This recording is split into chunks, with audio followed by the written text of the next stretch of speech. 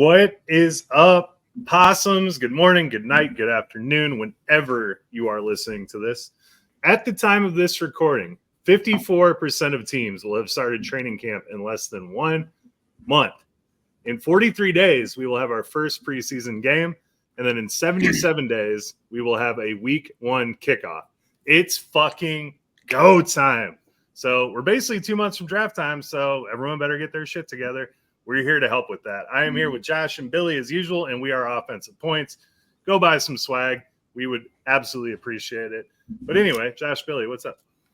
Oh, so I actually, from this moment on to the beginning of the recording, my baby has been sleeping for 8 minutes, and we're hoping that he makes it through the whole show. Otherwise, I might have to ditch again. But I'm on sole dad duty, but I have an eyes on him. Don't you worry. It's right on the left. You see me staring off to I guess it's technically the right. I don't know. The whole reverse screen thing never got me really well. So anyway, glad to be here. Looking forward to talking some football. What are we? AFC still? I mean, that's fine. We'll get to the NFC eventually. The good team. Can we get the baby monitor on a fourth screen? Like we could have the four of us and then a baby sleeping. So you guys can tell me. Yeah. We can collectively watch the baby for you. It's a good idea, honestly. We should. I don't know why I haven't thought about that. I have to figure it out because I feel like I already got my screen set up for the pod, but next time. I mean, the YouTube audience would be watching it too, but it would be exciting for everyone. There's a little subplot going on with a baby in the corner. I mean, it's perfect. Bless you. That was a sneeze. Sorry, audio audience. Audio audience. Yeah, guys, Josh is a single father for one night, so go send us some money to help support his single fatherhood. Yeah, it was just Father's Day. How did Father's Day go, Josh? It went well, actually. He slept through the night for the first time fully on, I guess it was technically Monday night over Tuesday, and we were both so confused. We were like, "Wait, did you? Did you?" And we're like, "Oh wow, he slept through the night." And then we were like we were both just flabbergasted. He has not done that since, but at the time it was really cool. I was respectful of him to do it on Father's Day, though. Like it was the day after Father's Day, but yeah. Well, it's a little late gift, Yeah, it was nice. We barbecued together. He didn't really like the smoke, and I'm just kidding. I did not put him in the smoke. We had a nice little. I cut the grass and I barbecued, so it was like I felt like the typical dad. It felt great. Jesus, man! Did you have the shoes on, the like Skechers or whatever? No, it's the New Balances, and I don't have. Oh, those. New Balance. Skechers works though too. Let's be real. Okay, well, you're not an official dad out there. No. Yeah. So before we get started, we got Jerry Jones trying to change the rules now of the salary cap because he doesn't want to pay Dak. Isn't that bullshit? I guarantee you he was the one that proposed it. It's just he has way too much sway. He missed the boat. He was being stupid. He's going to end up paying a mediocre quarterback an obscene amount of money. And he, which just like the United States in general and how our country works, is just like, whoa, I'll just change the rules. The 80-year-olds. Because I have the power, right? Yeah, it's fucked up. I like it. Well, he also has to pay Lamb, too, so I'm sure that also factors in a little bit of like, I got to pay Lamb and I have to pay Dak at the same time? And Parsons. That's crazy. It's kind of wild they're proposing a separate salary cap for just quarterbacks. It seems unfair to all those people who haven't paid yet. Like it's just kind of like, oh yeah, well we don't have to do that. Like obviously it benefits everyone, but and the Chiefs are paying Mahomes like a not the top of the league dollar amount, and they're winning Super Bowls. So maybe that should say something, but it is what it is. I feel like the teams that get screwed with this need compensatory picks if this does go down. No, I want to see what happens with the Jaguars in the next 3 to 4 years just because of this ridiculous contract Lawrence got before anything happens. Implosion. And afterwards. Yeah. Implosion is what's going to happen. Or they're going to have to start drafting better. One of the two. All right. Well, the one bit of news before we get on to the AFC North, which is what we're talking about today, we're going to talk about Ramondre. He got a 4-year contract, $36 million, $17 million guaranteed. What were your initial reactions when you saw that the Patriots just gave Ramondre a 4-year contract? Good for Ramondre. Honestly, I think he deserves it. He was making like $4 million. I think he was like one of like the 30th highest paid running back and acting as a basically top 10 running back the last couple of years. Obviously, it hasn't been perfect each year to year, but this team's figuring itself out. It didn't have a quarterback. You can't really blame that on Ramondre. They just got their one of the future that's supposed to be really good. Like I said, I can't personally say he's going to be, but things are looking up for Ramondre. And honestly, I was a little worried about the Gibson signing. I thought that a team might actually finally use him correctly, but that doesn't seem to be the case. It looks like he is going to be a running back too, unfortunately, for the foreseeable future. But I think a valuable running back too, at least. Yeah, it gives Drake May a lot of help. Good for him getting that contract. We don't see that much with running backs these days. I still think this team needs to invest in linemen and wide receivers. So signing the running back should help Drake May. But I think he was running back 6 or 7 highest paid. Don't quote me on that, but somewhere around there, that number of like highest paid running back. It wasn't ridiculous. It was all the big contracts that were signed in free agency were above him, but he was right under that. And then I think Swift is right below him. So it's like it's kind of the perfect storm, right? Because they have a rookie quarterback. They're not paying a wide receiver 1. Like I don't have one. They got to give the money to somebody. And I think that it just happened to work out this way for them. So good for the Patriots. They have somebody that, they can sell jerseys in the shop if the quarterback or wide receivers don't work out. So I don't know. I kind of think that we're not going to see this much still, but I do think this was, good on the Patriots for respecting Ramondre. It's good to see running backs get paid all the time. For sure. Fantasy value wise, did this boost or do anything for you as far as like maybe investing in him or selling him at a better price? I mean huge bounce back candidate. So just T10 2 years ago. Last year was kind of a misnomer. So I've been investing anyway. I like Ramondre a lot. This just solidifies that he's going to have a role. So for dynasty purposes, this is real solid. Would not sell him, but I mean, I'm not like for the right price, obviously always. But my thing is more of like this didn't really do anything for me other than say that the Patriots are going to be continuing to use him, which it's a new regime, so we have no idea what this is going to be like. So I mean, these 4 years could be really bad for Ramondre, for all I say. But I mean, at the same time, like he's a good running back, so I'm happy for him. It's more of that than I'm buying him more or selling him less or whatever. Like it's just more of he's a good running back. He deserves to get paid. I'm happy about it. Instead of making $4 million, he's making 7, 9. I think it's $9 million a year. Yeah, I think that in a world full of stables of running backs, the ones that you can find that are maybe going to dominate the backfield, or maybe it's going to be 75-25. I don't know what they're planning to do, but in a world where, you have 50-50 splits all over the place, it is nice to have a person that's going to get the lion's share of the work that you can maybe trust. I don't know how good he's going to be, but I feel like we can't say lion's share anymore, by the way, because the lion's share is going to 2 guys. And so it's really complicated for us. That's the better share of the workload. There we go. The Tiger share, the Bear share. Can we say the Bear share? No, not yet. The Bears are just as bad. Let the quarterback run it. The McCaffrey share. There you go. The McCaffrey share. There it is. Let the quarterback run it. Okay, well, let's get into what we're doing tonight. We are talking about the AFC North. Last division in the AFC. It feels like we've done 7 divisions in the AFC already, which is kind of crazy, but we're finally wrapping it up and getting on to the NFC next week, where all of, your 2 favorite teams are. I'm kind of a free agent. So with all that being said, let's do the worst team. Wait, time out before we get into this. Okay. You followed Baker around on all of his shit teams, and now that he actually is on a team where he is succeeding, you're drawing the line? Well, here's the thing, Joe. Every team I picked to root for falls apart. Yeah, you fucked up with the Eagles last year. I screwed the Eagles. Joe, that get was away. Me that did that. You are not allowed. Baker's the one that stabbed the Eagles through the heart. Like, what are the chances of that? Like, that is literally God telling me. Brother, I am buying you a Jordan Love jersey. Well, that's what I'm saying. I'm a free agent for picking out teams that you want to lose. Oh, I will be there for you.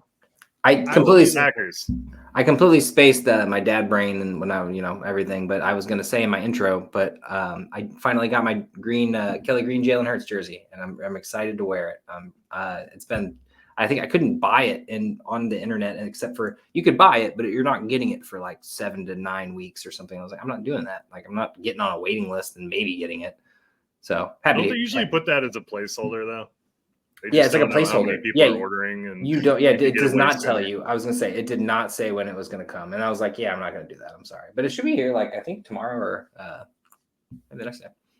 That'd be exciting. Next pod. Yeah, like I said, I'm a free agent out there. Highest bidder. I will more than happily root for your team, well, your rival team, because I will take them down, and I don't feel any shame of doing it because I don't have a pro team. Can you jump on the Chiefs? I think everyone that is a football fan that isn't a Chiefs fan would be happy if you jumped on the Chiefs bandwagon. Like I would like me personally, I'm thinking Cowboys, but like they self-implode on their own. They don't need you.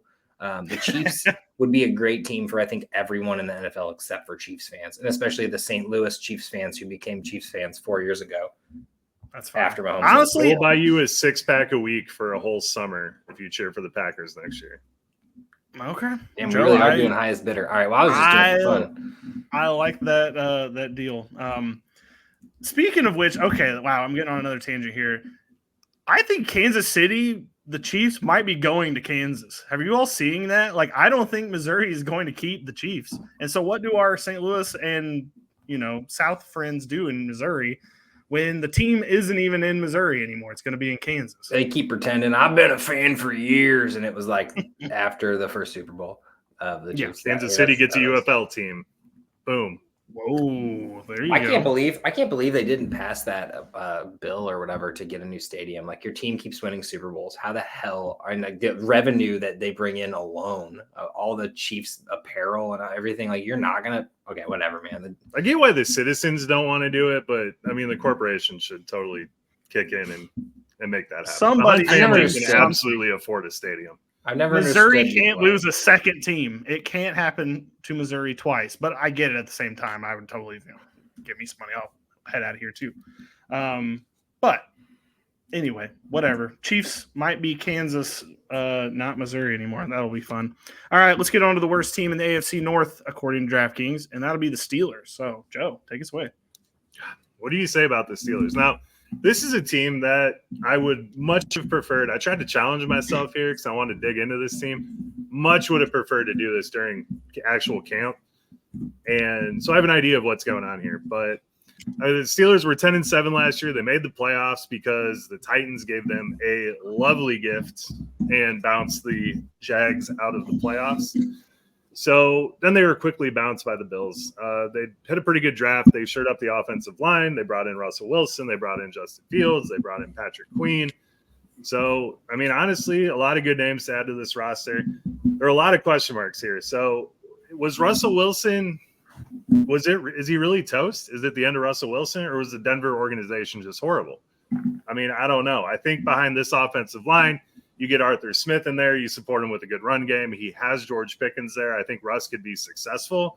He's going as quarterback 32 right now, and he finished his QB 14 last year. So there is value here, especially in a super flex. Like, if you're just going to punt that second position or get a backup guy, Russ could be usable. But you have Justin Fields breathing right down his neck, and reports out of OTAs where – he was kind of iffy. He was having trouble processing. He was kind of the same things we saw with Justin Fields and the Bears. So I don't know who wins this competition at the end of the year. I think Fields could take over as the quarterback. I like drafting Fields very late, but I think he's going to be kind of a roster clogger for the first half of the year.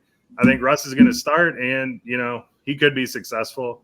So we'll see. I would just avoid these quarterbacks and add Fields later on. What do you have to say, Josh? Two things. Okay, so I want a fireball bet of when Justin Fields sees the field as a starter for the first time for all three of us. And then we'll get to that in a second.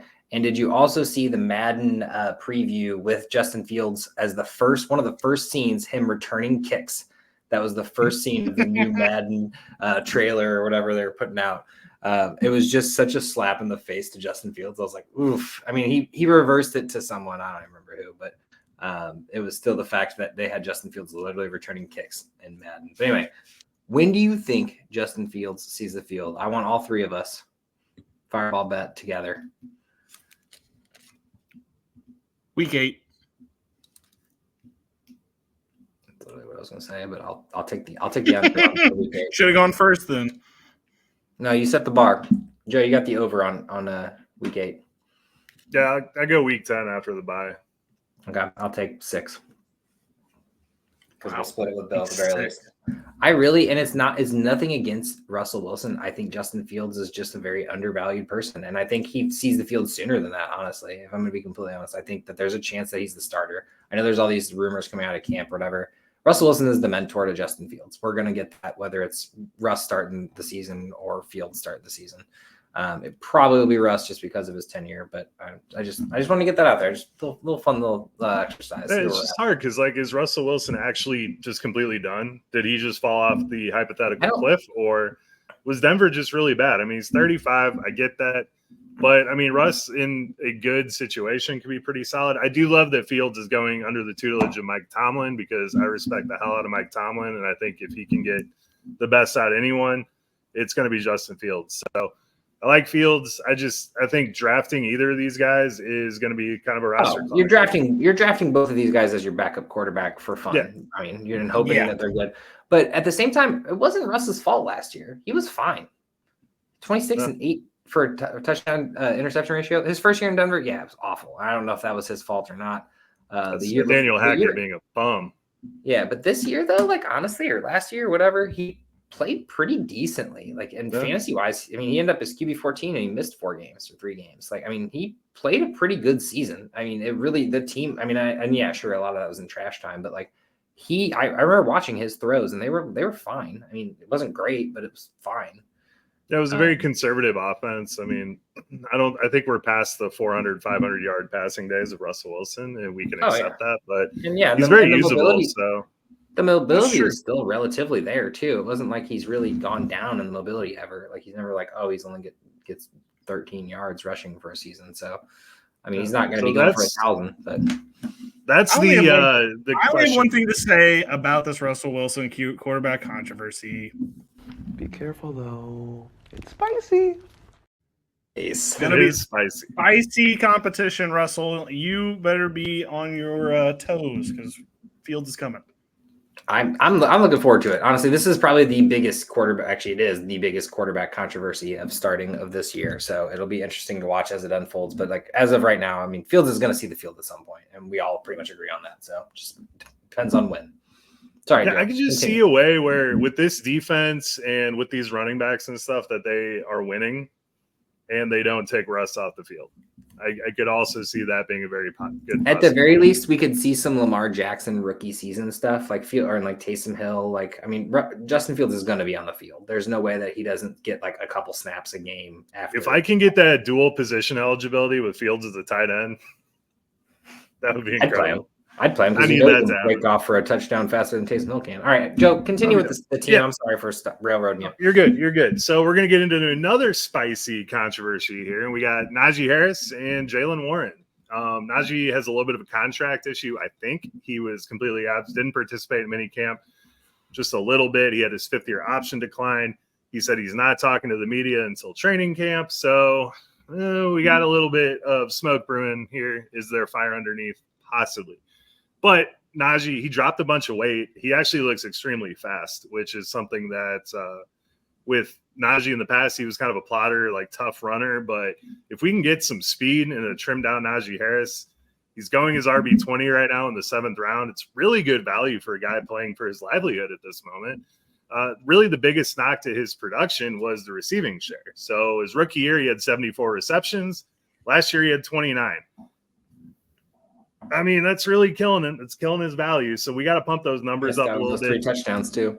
Yeah. I mean, Bijan had 54 receptions with Arthur Smith last year. Algier had, I think, 30 or so. So the running back's going to get thrown to. We know Russ likes to throw to the running back. So I'm hoping we can get Najee some more passes.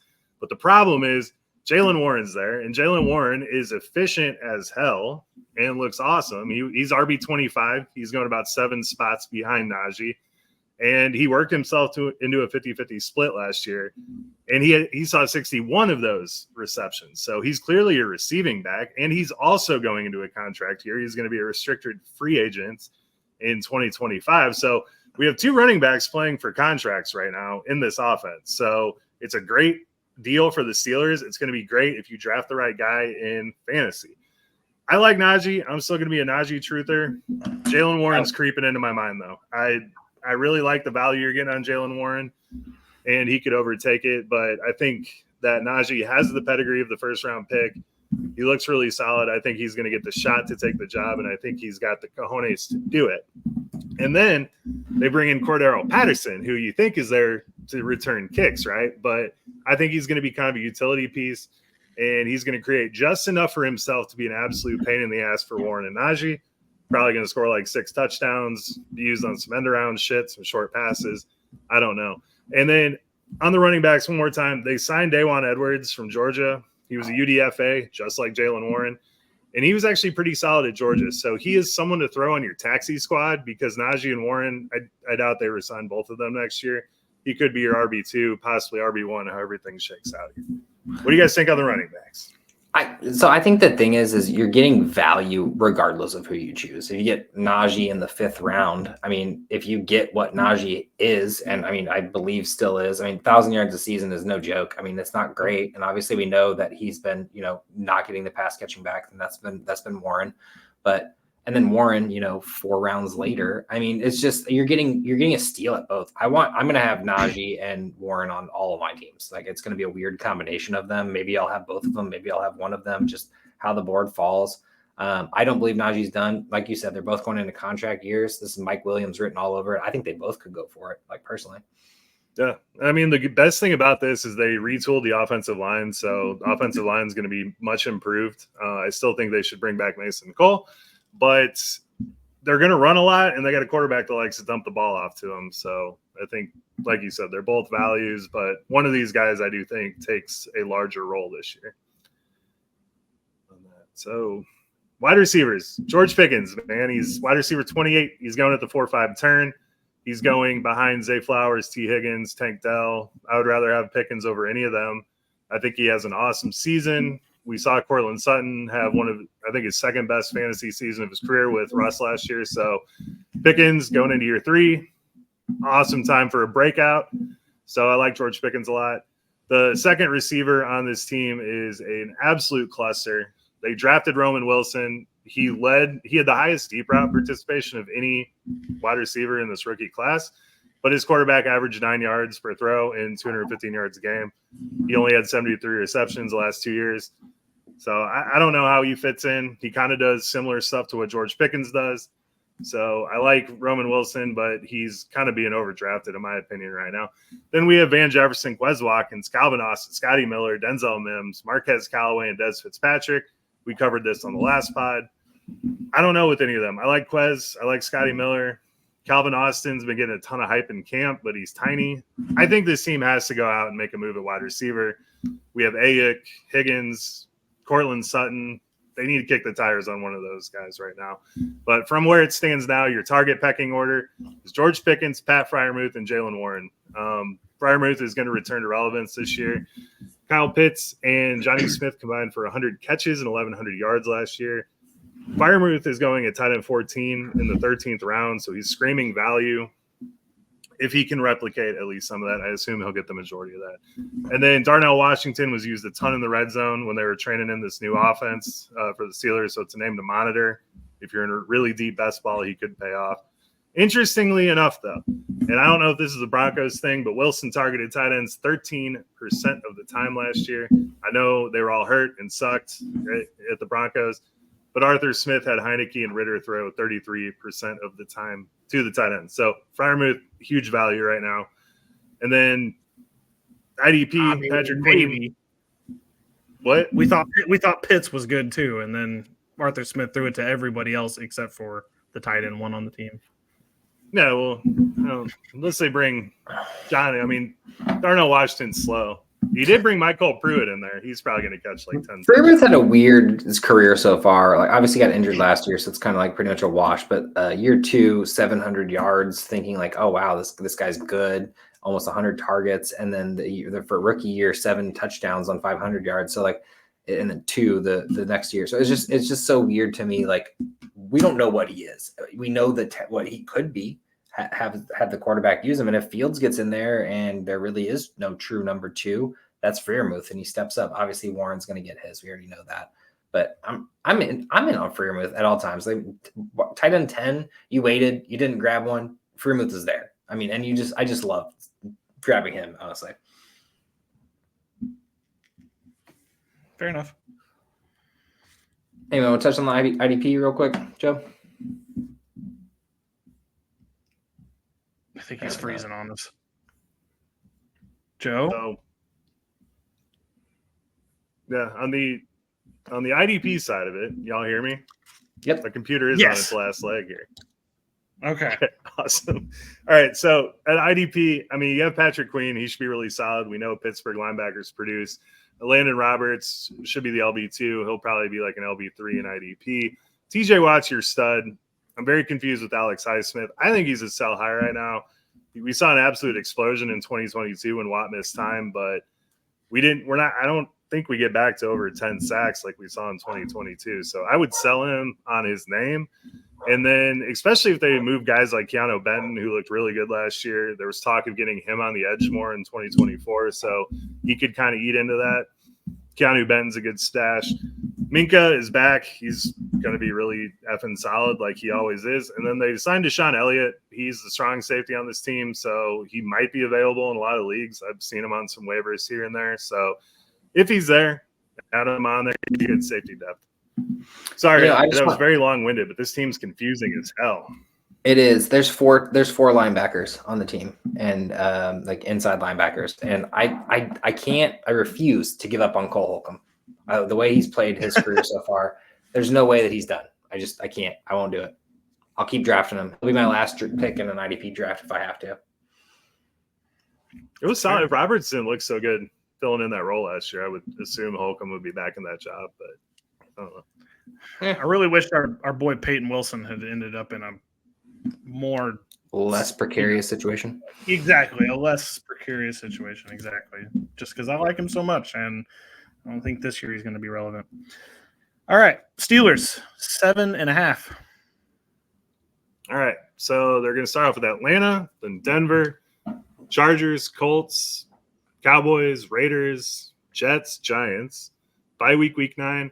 Commanders, Ravens, Browns, Bengals, Browns, Eagles, Ravens, Chiefs, Bengals.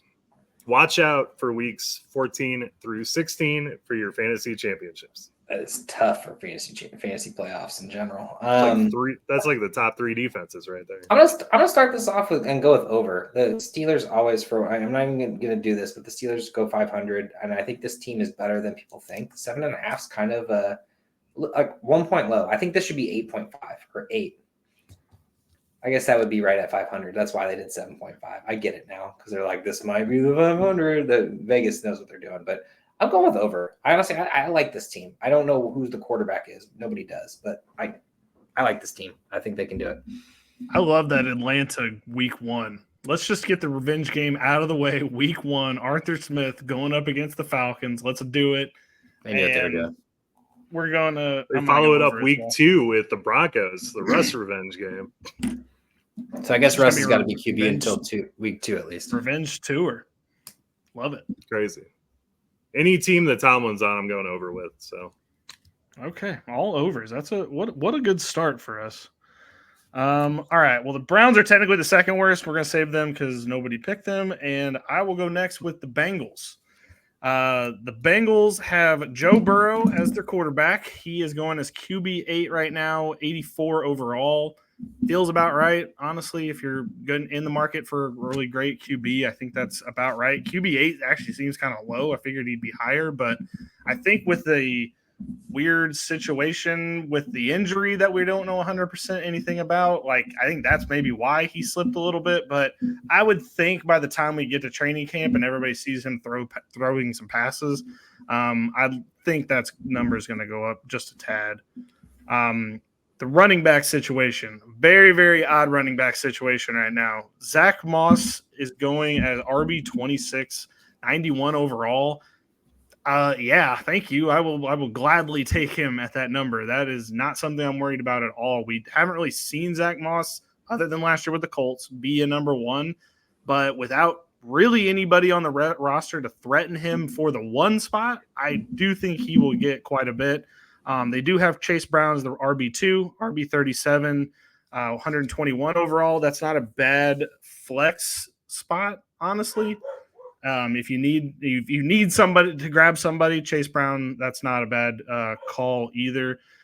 Joe, of these two running backs, are you going to be in on Moss a lot? I feel like Zach Moss is going to be on a lot of your teams. Yeah, I like Zach Moss a lot. Just in that offense alone, what we saw from Chase Brown was awesome. I was a big fan of what we saw from Chase Brown last year, so I wouldn't be shocked if Chase Brown takes over. I kind of like the value on Brown a little bit more right now. It just depends. I've seen Moss go way earlier in drafts than we're seeing his ADP currently. So I think by the time August rolls around, the value is not going to be quite as good. But I would take a shot on both of these guys. I love what we saw out of Moss in Indy. I agree completely. And at these prices, I would probably try to see what the dynasty price check is for both of these guys. I mean, I know there is a running back apocalypse coming next offseason where the draft is loaded, but who knows? Maybe Chase Brown is a guy that you can acquire right now for cheap, and he ends up being a very splashy player going forward. That wouldn't shock me at all. And you're basically getting him for free at 121 overall. I mean, that's what, the 12th round, 11th round? Yeah, I mean, I'd probably take at least a chance on him. But these prices are really deflated for what I thought they would be. I mean, this team's not running, I'm not going to not use a running back. So it's very odd to see both of these guys this cheap. Even if they were splitting time, it's weird because this offense should be good. So don't really get this one a whole lot, but fair enough. Saw this probably going to be every year with Mixon. I don't know why, but Mixon was always really deflated in value too. I don't know why everyone hates the Bengals running backs as much as they. I don't know. Like they're honestly kind of free. I don't know. It's just weird. I feel like for the prices, what are you going to do? I mean, for the price, you could, if you're drafting running back early, you could snag both of these guys late and just whichever one plays out. Maybe you even start both of them. Maybe it's a Najee and Warren situation. It's not a bad call because honestly, like if you look at where Zach Moss is going right now, the running backs around him, Zamir White is 23, DeAndre Swift, Jalen Warren, James Conner, Mostert, Pollard, like these guys are like really late in drafts right now, and you can kind of get them for free. And so if you go like McCaffrey, Derrick Henry, one of these guys at the top of the draft, and then you decide to just go all wide receivers or something, or maybe you grab a tight end, something like that, one of these guys is like going to win you a league because they have strong potential to get you a lot of points and basically for nothing. I love that pocket. I love that pocket of running backs right there. Me too. Every draft time in, you just double up on one of those or two of those guys out of the six you named right there, and you're golden. You have your running back depth. I just don't understand. Like, I get that obviously he's not like the best running back in the world, but like Zach Moss proved it last year that he can be a running back one. I mean, and he did it. Like, I'm not saying he's going to be the best, and he's not going to be running back one overall, but like he can be a running back one. I don't know. He made Jim Irsay look really dumb. Yeah, he did. He paid the shit out of Jonathan Taylor, and then Zach Moss just looked like a stud out there. That was unfortunate. But for an offense that's this good, and you don't have – I mean, we don't have a rushing quarterback here, so somebody's going to have to punch it in from the goal line. Seems like a dumb decision not to take one of these guys that's later in this pocket. But I don't know. Maybe the Chase Brown fears are there. All right, on to the wide receivers. We have the two big ones. We have Jamar Chase, who is going 4 overall, wide receiver 3.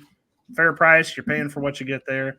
And then T. Higgins, with the weird contract disputes, kind of pushed his ADP down a little bit. He's going at 40, wide receiver 27, which fair enough. Honestly, that's probably exactly where he needs to be. But at the same time, usually his value is inflated based on this offense. And without Tyler Boyd there is kind of a void for that, like those targets that would go to that third person. So I could actually see T. Higgins having a big bounce back. And especially if he wants to prove himself to get a contract, this could be a big situation for him to get involved. I'll quickly go over the wide receiver 3 position because it is weird right now. So Jermaine Burton is going as the highest wide receiver 3 at wide receiver 70, 150 overall. Yeah, I will be taking a lot of Jermaine Burton if that price carries all the way to August, because I'm not saying that it's the wide receiver 3 is not going to be involved, but I do think you're going to get decent numbers, especially on bye weeks from this guy. And if one injury happens, you struck oil, friends. Like, you're going to get a good player there. I will also mention, technically, Trenton Irwin is the slot receiver according to the depth chart. He's going as wide receiver 135, 600 overall, so a free agent. And then Andre Eusebius is wide receiver 110. He's going at 260, which basically free. So you're going to get a lot of options here of players that you could grab. Is there a wide receiver 3 that you guys think that you would want on this team? I don't even think he's a wide receiver 3. I think he's the potential wide receiver 2 if T. Higgins gets traded. It's Jermaine Burton. Obviously, Eusebius and Irving have a possibility of doing fine, but like they're nothing more than a wide receiver 3, wide receiver 4 on any team. And not a good one. So honestly, it's Jermaine Burton. He steps in the incumbent takeover for T. Higgins, which is probably going to happen, especially in redraft for where you're getting him. It's end of the wide receivers. You're just like, yeah, I might as well. I'm going to grab him. You probably already gone wide receiver because everybody goes wide receiver heavy at this point. So this is your 4th wide receiver, 5th wide receiver on your team. Like, it's the perfect addition. While other people are filling the rest of their roster or trying to find another running back trying to make gold out of nothing, drafting Antonio Gibson or something, and then Jermaine Burton's just right there, and you're like, all right, I take him. Yeah, I agree. I like Jermaine Burton too. When we were doing our rookie guide, I thought it was just the jerseys and the Alabama thing, but I was like, damn, this dude looks just like Devonta Smith out there. And he has a very similar game to Devonta Smith, which is something that I think this offense could use with or without T. Higgins. Now, I do think T. Higgins gets traded. I still think we're not going to see him in a Bengals uniform for training camp. That's a different discussion. So Jermaine Burton is a huge value right now. I also really like Eric Alt. They drafted another Iowa tight end. We got to stop sleeping on those guys. I know he had the injury history, but he could kind of later in the season sneak in as your go-to target in the red zone. That's fair. All right. Well, on to tight end, since you mentioned it, Mike Gesicki going as tight end 28 right now, 211 overall, so he's free. Again, the 3rd target on this team is completely free. The running backs are completely free. How in the world is this team going to win?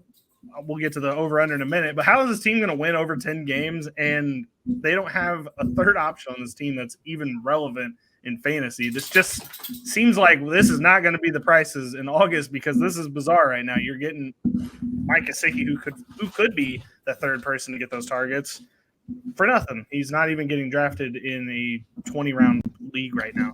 I just want to say the fact that they have not made efforts to replace T. Higgins, they drafted Jermaine Burton for sure, but like the fact that they haven't gone beyond that and picked someone in free agency, which obviously there's still a couple wide receivers out there that they could grab. Not great, but like you're not replacing T. Higgins with them.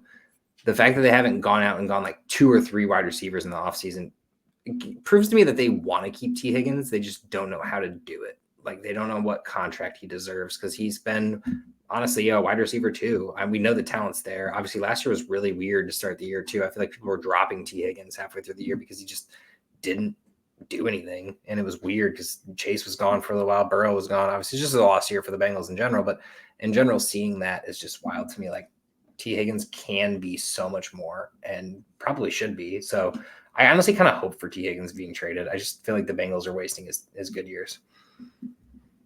Yeah. T. Higgins is in a really good situation now with Burrow. The only situation he gets is better. He either goes somewhere and is the number 1 or he stays here with Joe Burrow.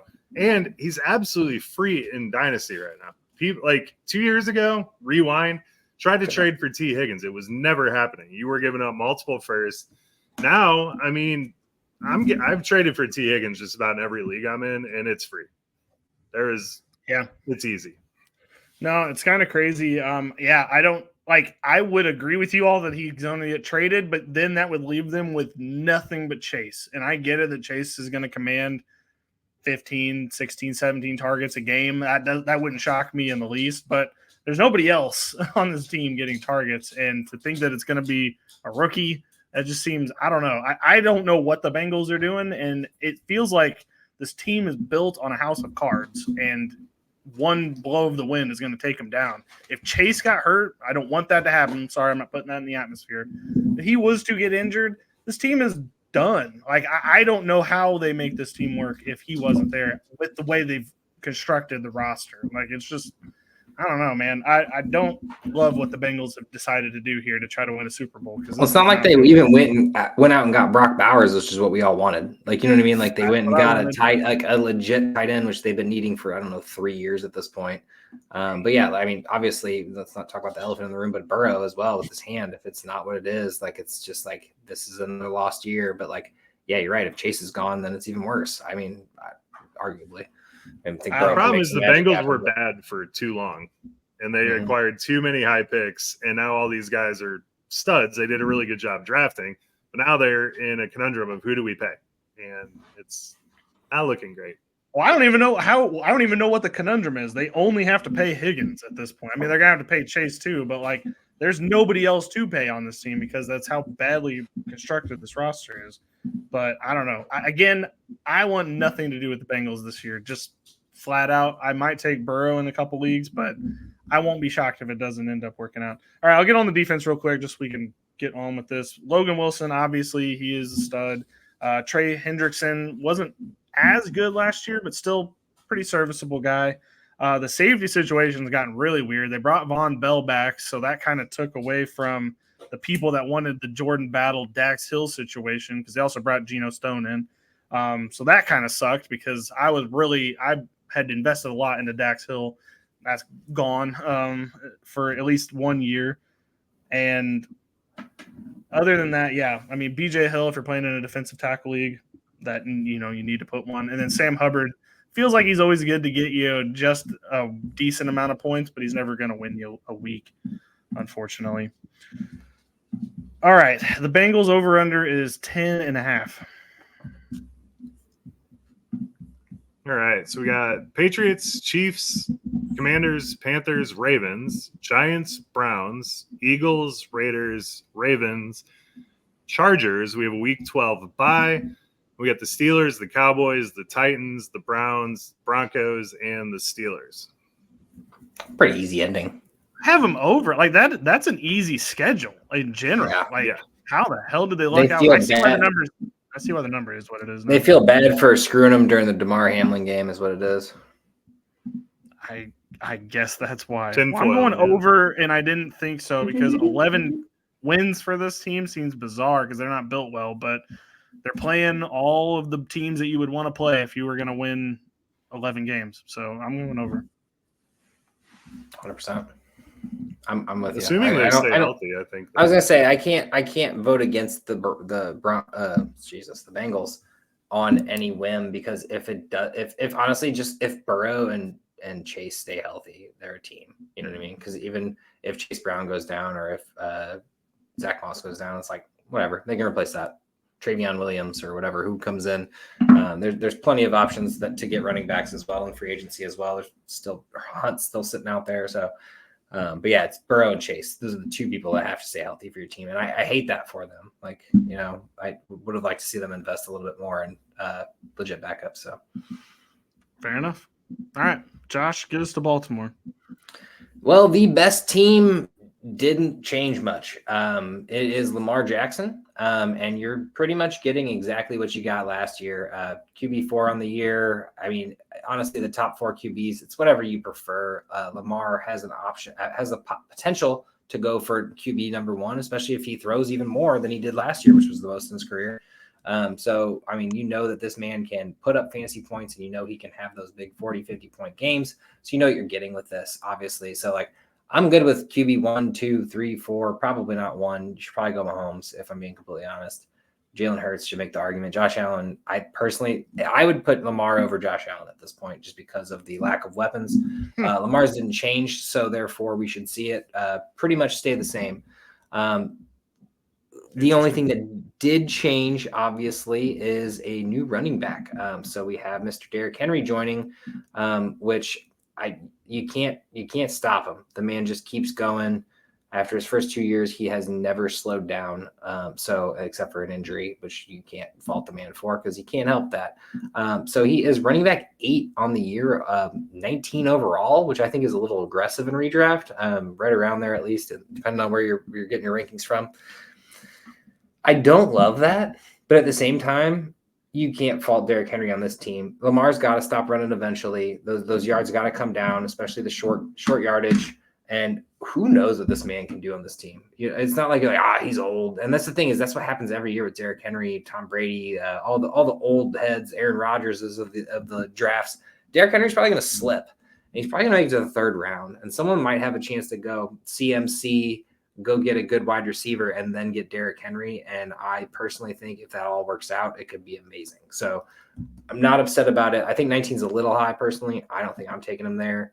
But he is there at the moment. So behind that, Keaton Mitchell, we saw a little blast in the past at the end of the year there. We were kind of hoping he would have a crack at this. I think he'll be a good change of pace back. And we saw what Tyjae Spears did last year in Tennessee behind Derrick Henry. So there is a possibility that he still gets on the field. Obviously, J.K. Dobbins and Gus Edwards are officially gone. So this backfield, I would say, gets a little bit better, but they do love like Justice Hill and who knows like what else they'll find a way to throw into this backfield. But most part, if J.K. Dobbins or Gus Edwards were there, I would be like, no, not doing DK, not doing Derrick Henry. Like, I don't want this. I don't want to have to deal with this. But anyone you guys think dark horse running back, or I mean, these two are pretty much the only guys that you'd be even interested in. For this year, yeah. I mean, I like Rasheen Ali, but that would be a future play. But the two that you listed, that's fine. I think Derrick Henry is going to eat this year. I do too. So I was going to say, if you start your team off with Chase and Henry all day, I mean, just the thought of Jackson and Henry lining up in a backfield is terrifying to me. And I don't think anyone's going to stop him. So, I mean, he could easily score 15, 16 touchdowns with his eyes closed this year. It's kind of like the perfect storm of like big to small. Like you got the quickness and then you got the power. And yeah, it's going to be interesting. So it's kind of funny that once upon a time it was DeMarco Murray and he was the number one to Derrick Henry as the RB2. It's funny to think that was a thing at one point in time. Right. Just seeing him as a backup, which he isn't. So. Yeah, exactly. Anyway, we'll just get into wide receiver. It's pretty quick. Zay Flowers, we saw a great rookie year from him. Running back or wide receiver 31 on the year. Pretty great year overall. I can only imagine it gets better. Currently going at wide receiver 29, like 50, 60 overall. So, I mean, pretty good value for wide receiver one, who should be exponentially getting better after an almost 900-yard year. After that, Rashad Bateman is like basically free at this point, and I completely understand why. But he's going into a contract year, 181 overall, so a free agent, as Billy would say. Wide receiver 71.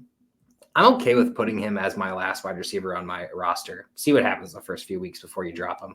I'm not saying like you have to feel bad about dropping him. You're like, just do it if it doesn't work out. But there is a possibility that Bateman still has something in the tank. Obviously, he's had some injuries. He's dealt with some kind of mediocre play. But I don't know. I can't get over it. And then Nelson Aguilar, he's nothing. He's nothing. He can't be catching them, unlike Aguilar. The only other person I really want to talk about is Devontae Walker, rookie coming in from North Carolina.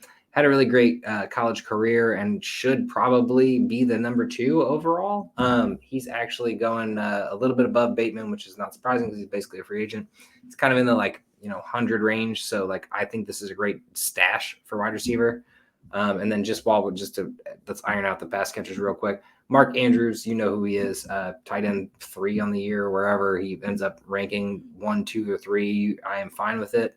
Obviously, injuries ended last year, and so you always have to keep an eye on Isaiah Likely. I understand you're not going to draft him in redraft, but you have to be thinking about him constantly.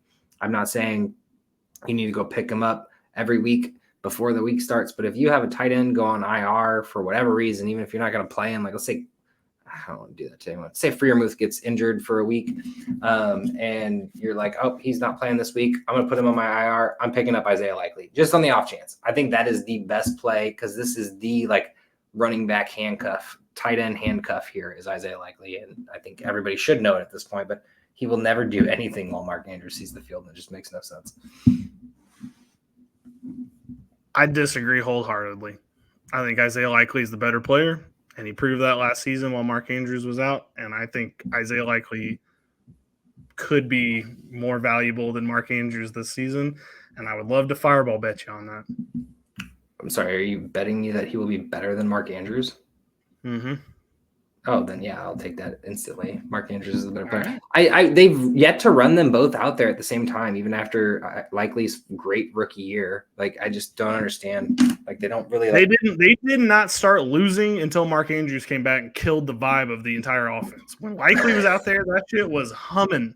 And then Mark Andrews gets out there, and he's from Oklahoma, so I love Mark Andrews, but he ruined it. Like, and if I was the Baltimore Ravens, I Likely needs to be on that field. I'm sorry. In some capacity, they might have to run the twin tight end situation. Listen, man, I agree. The offense works better with Likely than it does with Mark Andrews, and the faster they see it, I agree. The better this offense is going to be. So I'm going to go Likely because they can't not do it. What they should do is not run Nelson Aguilar out there, run 2 wide receivers and 2 tight ends, but they won't. I have never seen them do it. I would love to see that happen. It's the same concept of I'd love to see some of these teams with 2 great running backs put them both on the field at the same time, but they never do. So, I mean, like, could you imagine Tony Pollard and Tyjae Spears being on the field at the same time a lot instead of like one time a season? I mean, it's just one of those things that were like, it just doesn't happen, unfortunately. Yeah, like, I swear on Madden, like every package you have has 2 tight ends. You're like, I don't want that. Why the fuck? I don't even have a backup tight end. Why would I do that? Like, why doesn't the NFL? Like, they're so obsessed with the deep ball and stuff. And it's like, you can still get a deep ball with Kelsey running up the middle, with Andrews running up the middle, with Goddard, Freiermuth, anyone. Like, you can have 2 tight ends. If you have 2 good tight ends, run them. Like, the Patriots tried to do it with Henry and Gesicki. Well, I guess it's Gesicki after a while, and Jonnu and whatever like happened. Like, they didn't even use them. Anyway, that's a whole other. All right, I'm gonna be the adult in the room and meet you guys here in the middle on this Likely thing. Likely is awesome. I do think he is the more electric player of the 2. He is the perfect best ball tight end 2 for you to have on your team because he is going to have huge games. He's going to get loose and score some monster touchdowns. I don't think you can start him every week. Now, as far as the wide receivers go, Tez Walker is a stud. I love him. I think he is going to have a monster season. Probably going to take a while for it to happen, but I think that chemistry develops. I love it there. We liked Bateman. He ain't that guy. It's Tez Walker. And Zay Flowers, I love Zay Flowers, but I think we kind of saw Zay Flowers' ceiling last year. I mean, I don't see how his role can expand on a run-first offense that – I mean, you got Mark Andrews there, who we know Lamar Jackson loves. They're probably going to get Likely more involved. They're trying to get Bateman more involved. I just don't see how Zay Flowers commands a larger target share than he saw last year, which was great. But people are hyping him up to be the next wide receiver 1. I don't think he ever gets to that level. Oh, definitely not. The way this offense is constructed. It's at the 60th pick. This isn't the worst pick you can have, is what I'm saying. I'm not like rushing out to get him. I'm sure there's probably 5 or 6 other guys I'd grab before him, is what I'm saying. But I do love the HR comment, though. Listen, I'm going to meet you guys in the middle. And I'm going to say you guys are both right, but you guys are both wrong. But I'm going to say it's both right. It's like a compliment sandwich. I love that shit. No, I totally agree with both of you guys are saying. No, it's an HR statement. I love it. Anyway, we're going to get into the defense real quick. Also relatively unchanged other than their secondary, which they added Nate Wiggins, TJ Tampa, and a couple other guys to this. There was already a great secondary. Kyle Hamilton, Marcus Williams. I don't understand why they got him and paid him so much money. He's been fine. Kyle Hamilton's going to get you points. And then you got Marlon Humphrey in the slot, and he's always doing some things. So the biggest story, I guess, would be here is Trenton Simpson is now the official second guy up to Roquan. Obviously, you know who Roquan is. I don't need to tell you that you need to draft him probably first overall. But Trenton Simpson slipping up there, and I don't know exactly where he's going in drafts, but I think you should keep an eye on him and name to watch because I'm pretty sure he's going pretty late, and I don't think you have to spend too high of a pick on him. Queen, I personally think is a little worse than Trenton Simpson. I'm going to be completely honest. And then defensive line, I mean, it's Madubuike. That's about all you really want on this. And the fact that he's a defensive tackle is one of my favorite things. But Owe, I've been waiting for. Ojabo, I've been waiting for. I don't know who's going to break out for sacks for these guys, but I know that Madubuike can do it. So I'm not going to tell you to draft anyone else. Dude, I have a Ojabo on a team, and I really want to drop him, but I can't because every time he actually plays a full game, he puts up like 20 points. Yeah, it's like literally he's played 2 full games, and both of them have been 20-pointers. And it's just like I really want to drop this guy because he's never healthy. But is that the norm when we get a healthy season? Will he ever be healthy? He's pissing me off right now. Overall, though, this team someday. Yeah, 100%. This team didn't do a lot in the offseason, which other than Derrick Henry and drafting Nate Wiggins. But, like, This team's the same team. So, like, we're going to pretty much get the same results, if not worse. I don't think that they didn't vault anywhere by doing any of this. I mean, Devontae Walker, sure, but he'll come on at the end of the year. It's not going to be really change their, like, trajectory. Like, there was no pick or free agent that, like, really vaulted them over the top for me. I think Derrick Henry's going to be good. I just, like, to me, it's like their running game was already good. So, like, they scored points. That was never a problem. It's just, I don't know. I guess to me, it was just leaves a little bit to be desired once you actually look at the roster. I'm telling you, they had the number 1 seed last year, and the only thing that they needed to do was not play Mark Andrews, and they win the whole thing. Jesus Christ. Logan Wilson was trying to do him a favor, man. It is what it is. All right, we're going to Joe. Damn, 10.5 for the Ravens as well. 10.5. So we got the Chiefs, the Raiders, the Cowboys, the Bills, the Bengals, the Commanders, the Buccaneers, the Browns, the Broncos, the Bengals, the Steelers, the Harbaugh Bowl, Week 12, the Chargers, the Eagles. We have a Week 14 bye, everybody. We have a lot of these Week 14s. Then we have the Giants, the Steelers, the Texans, and the Browns. Okay, so it gets a little bit better at the beginning, but we'll read those first 3 again. Chiefs, Raiders, Dallas. Rough. Like, I know Raiders are, like, not a... Probably still 2-1 out of that. Who are they beating? The Cowboys? Yeah. Who's scared of the Cowboys? I'm going under. I'm going under. I think they rode the good vibe last year. I could see them beating the Chiefs Week 1. And that's just like a revenge game because they always seem to, like, make it into them. But I don't know, man. That's just a tough start to the schedule. It's going to be gritty games. I know the Raiders aren't great by any means, but, like, the in between there is, like, still a Raiders game. You got to get hit by Max Williams. I'm gonna go with push. I guess it can't because they can't get 10.5. 10.5. I'm gonna go with under. I'm gonna go with under. I'm with Joe. I don't know. I feel like this team is just fine. I'm going under as well. 10-7 seems about right. That's still a good season. I mean, that's still a playoff team. So I mean, I don't feel like anybody should take that as we're shading the Baltimore Ravens. It's just, they might be might take a minute. Spicy. All right, on to the last team in the division. That is the Browns. I will talk about Mr. Deshaun Watson, the confusing quarterback of the Cleveland Browns. He's going overall at 162. He's going as QB 21.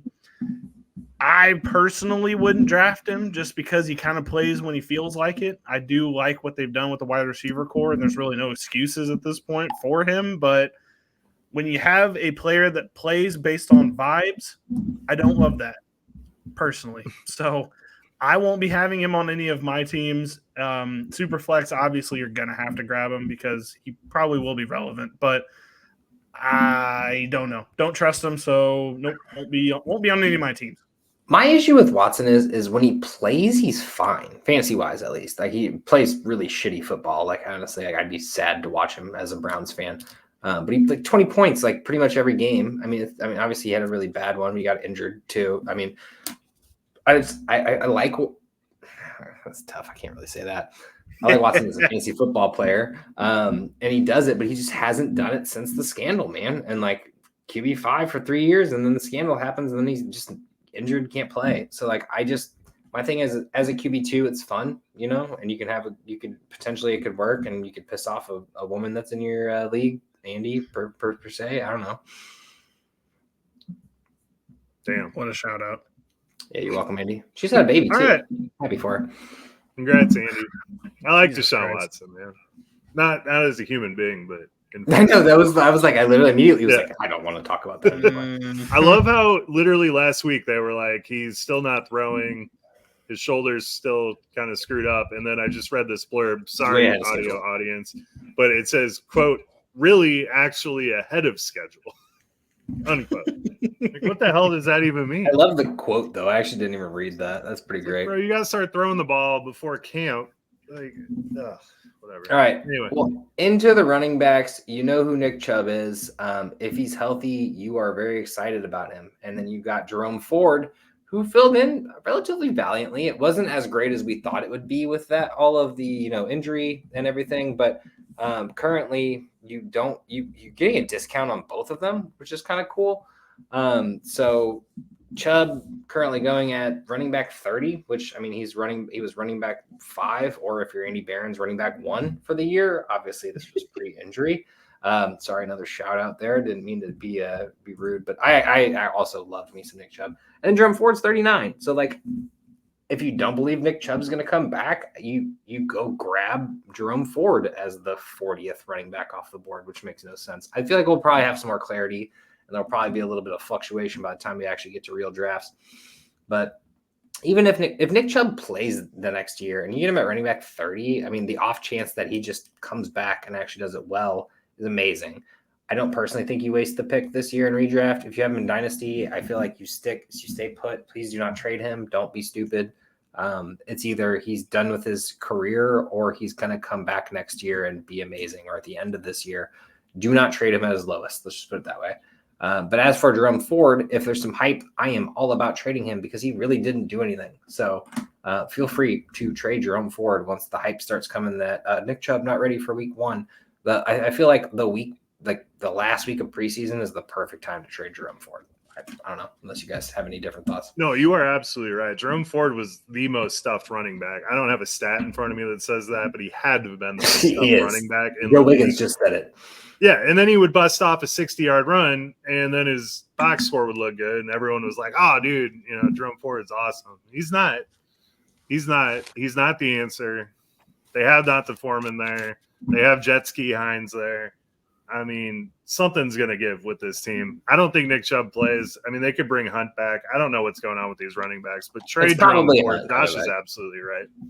It's probably Hunt. Deontay Foreman's still going to get his. He always really does. I mean, I didn't even realize they had him on the team, but it's basically between the real conversation is Ford and Chubb of like people who you're going to draft in like the middle of the draft. And if you're going to have to, it's Ford, but unless he goes any higher than where he's at right now, I can't take Jerome Ford. Like we were just talking about Zach Moss being like way down there in that running back dead zone.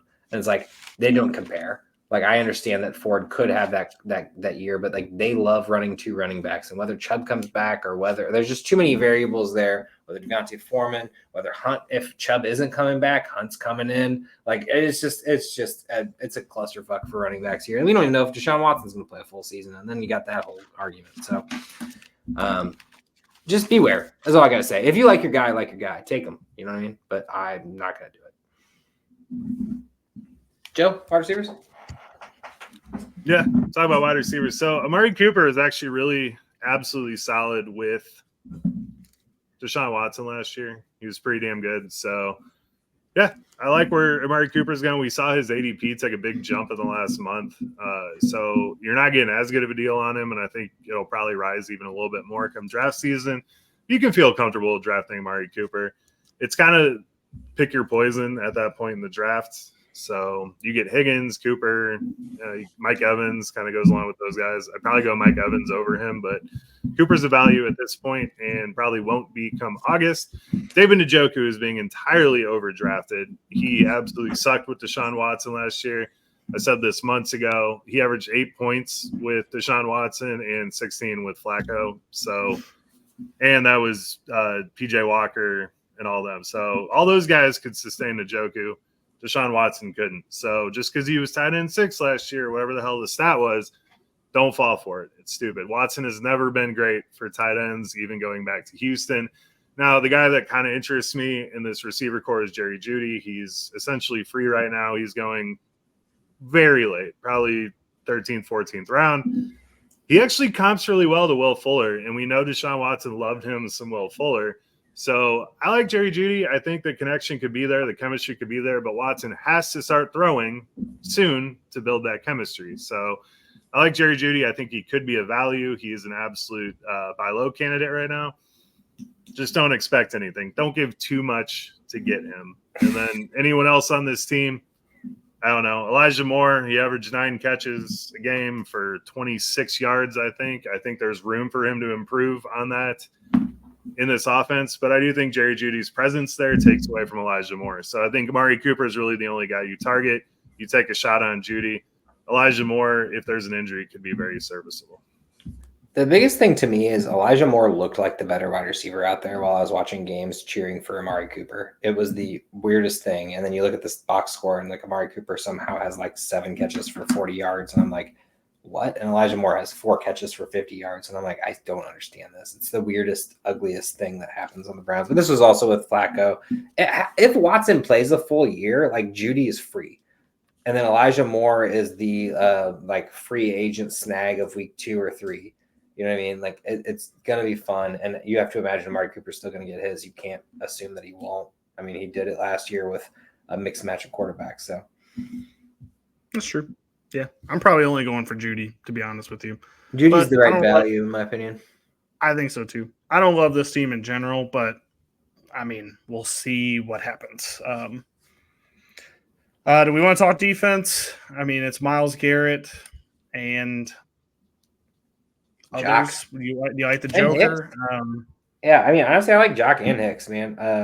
Owusu Koromoa and then Jordan Hicks. I mean, you know what you're getting every year, which I don't. I mean, you can't stop drafting him if he keeps doing it. I've always wanted to see Devin Bush be like something, but it hasn't really came to fruition yet, unfortunately. No, unfortunately. I like Juwan Thornhill. I like Delphi. Yeah. I like Myles Garrett. I think there's definitely some value to be had on this team because the defensive backs are not going high at all. Myles Garrett, I don't know. The lines are a little bit better this year than they were in this division, but could see a little bit of regression, but he's still a stud. Zadarius Smith is also a pretty easy. Yeah, I was going to say, Zadarius Smith running on the other side of Myles Garrett is really nice to see, too. I mean, that can work out well. It didn't last year, but like this year it could. Yeah, that's true. All right, the Browns are 8.5 wins.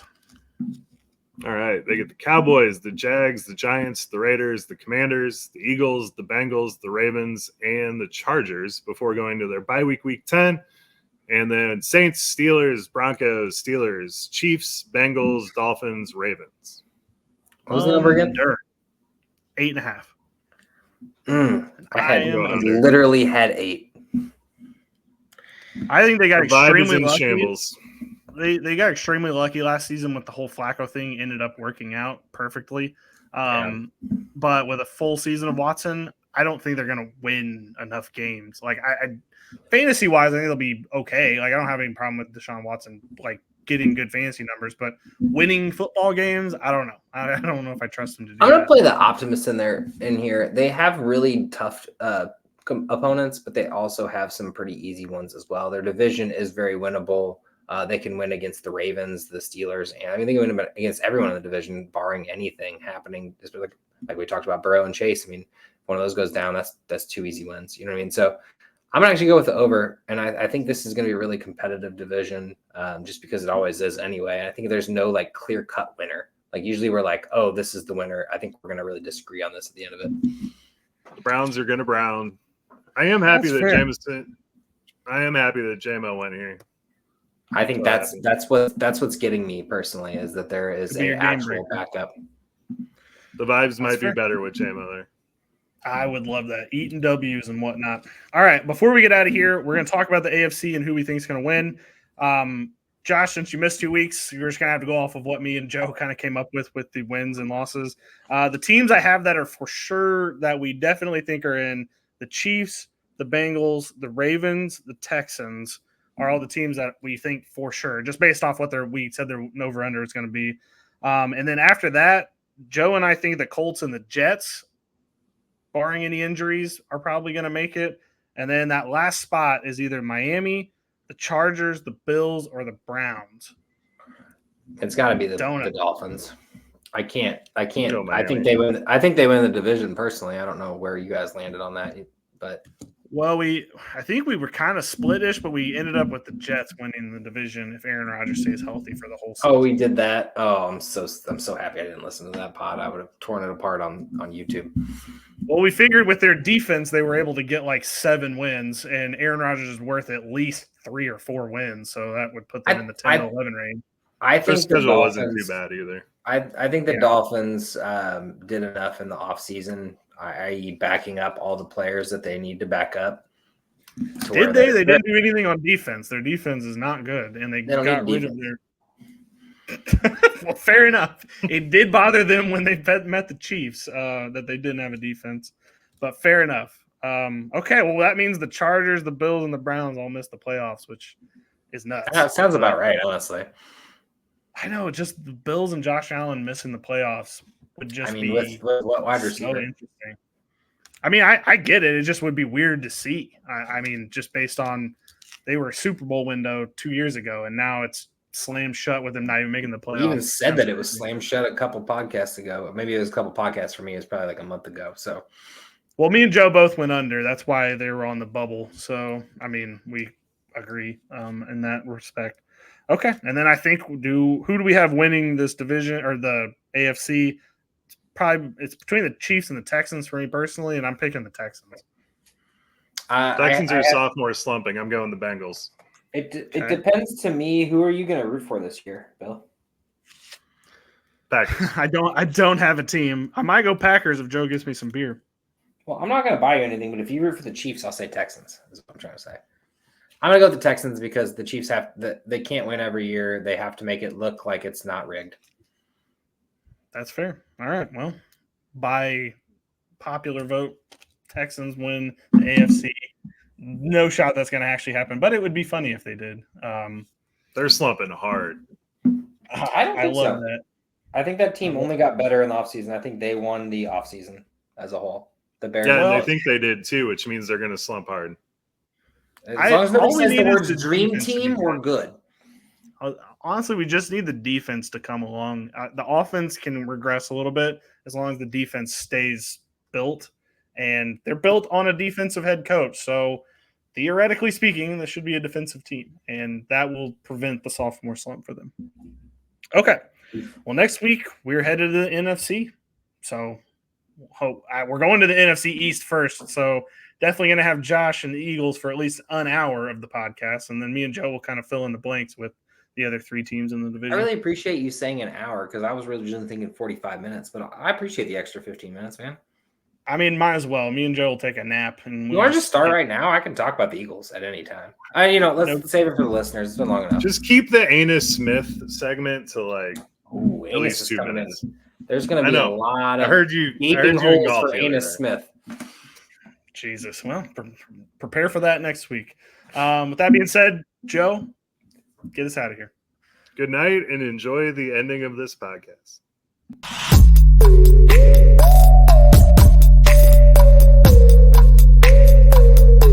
Thank you for watching the IDP Plus YouTube network. If you enjoyed this video, give it a thumbs up and don't forget to subscribe to our channel. Be sure to tap the bell icon to get notified whenever we upload new content.